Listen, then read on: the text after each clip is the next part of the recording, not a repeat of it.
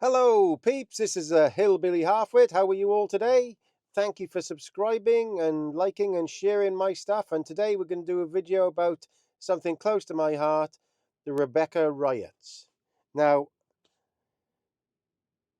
my family was living in one of the toll gates where all this happened, years after, obviously.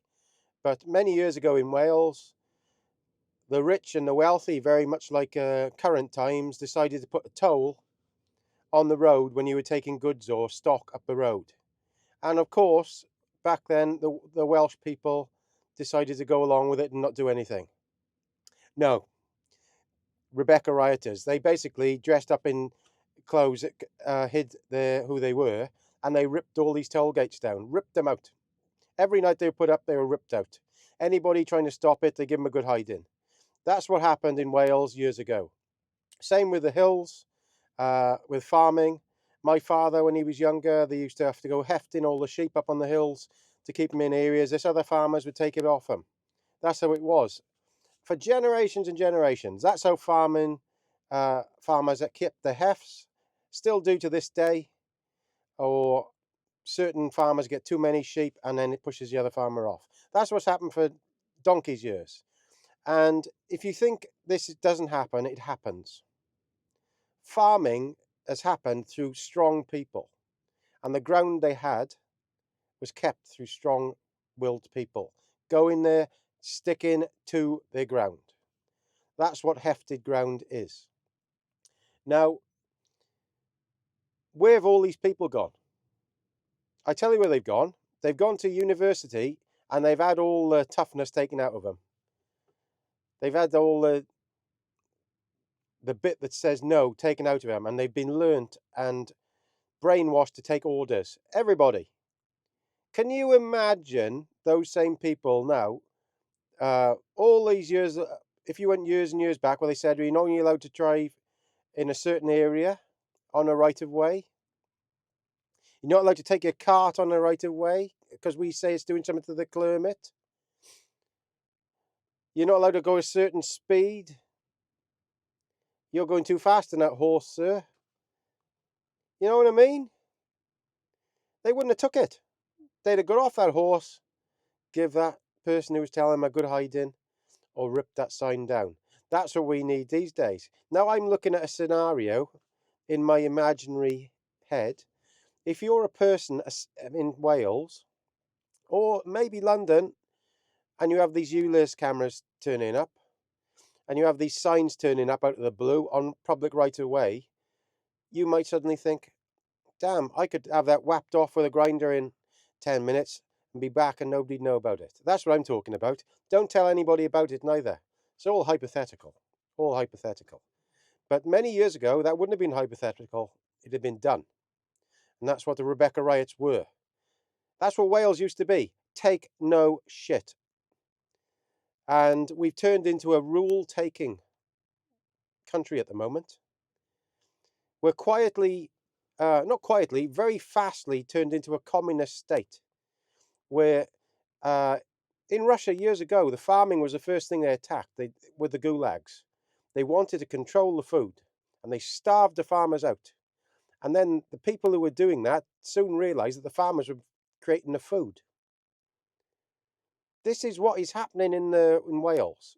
We've got a civil service, a nutty cult-like civil service who have hatred for the poorer classes in society. You're not allowed to argue anymore because you're taught in university, if the person argues back, instead of debating them and winning the argument, you remove that person from the argument. That's what happens. Now, people in Wales need to wake up.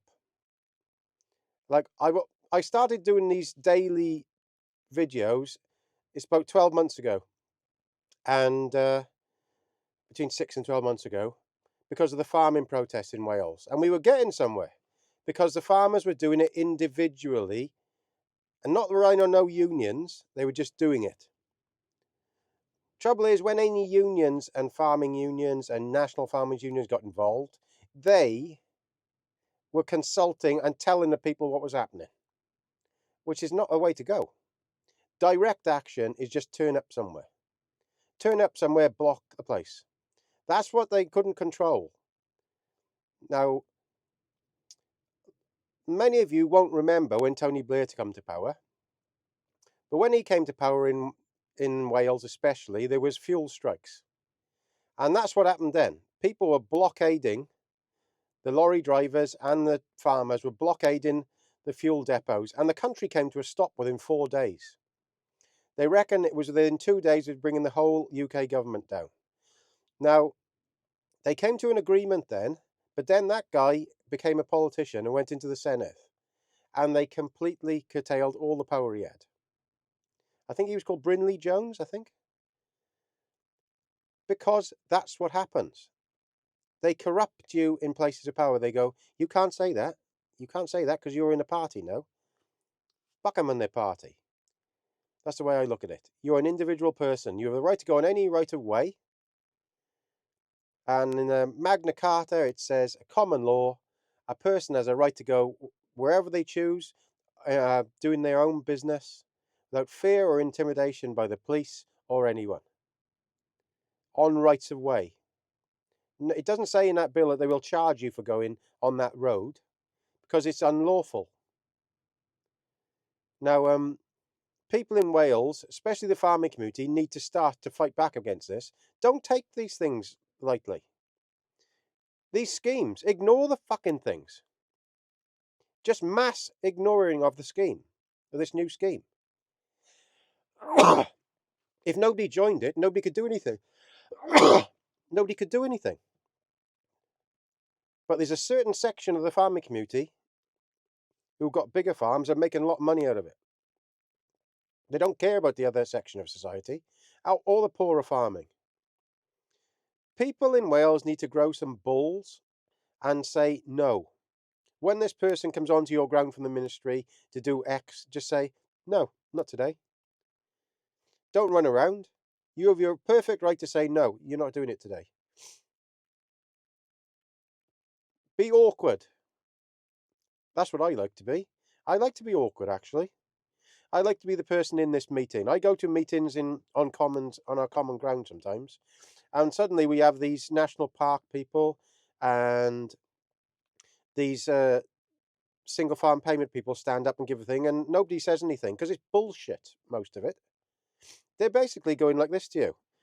I'll always stand up and say, that's nonsense. You need people to stand up and say, that is nonsense. The Spartacus effect. You know what I mean? That's what needs to happen. They rely on you being scared to say things. So we need more Rebecca people around, not less. We need people with balls to do things and not say they're doing things. Just do it. That's my opinion. Because lots of these things would never happen. They'd never get off the ground if these cameras were all cut off the night after they were put up. So that's what I'm talking about today. Now, I got the afternoon off today. It's the first time I've been metal detecting for 2 or 3 months. And if you don't know, I'm mad about beach detecting. And I'm at the beach today, and I hope I can find some rings or something, because I haven't found no rings for 12 months. Now, those of you who know, 2 months without metal detecting for me is a long time. But I've had the harvest and the shearing and things to do, so I always, around that time, say, no, I get these things done first. So thank you, everybody that subscribed over the last few days, and all my older subscribers, and to anybody I meet in the street or anything who says hello, which is happening quite often now, and they say, keep on doing, I will keep on doing. Because it's really nice to have people saying, I always watch your videos and you totally agree with you. Because lots of people secretly say the same thing. All the best, Gaz.